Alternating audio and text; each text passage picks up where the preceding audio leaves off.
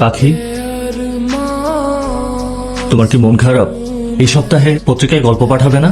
গল্প লিখিনি। শোনো পাখি, তুমি হচ্ছে এই প্রজন্মের সুফিয়া কামাল। লেখালেখিটা ছেড়ো না। মন ভালো না থাকলে লেখালেখি কোথা থেকে আসবে?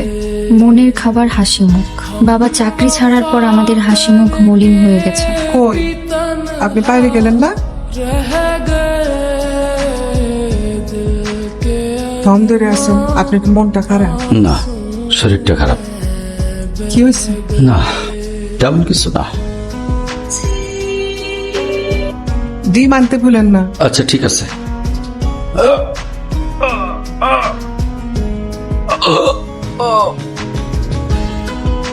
পাখির বাবা, পাখির বাবা!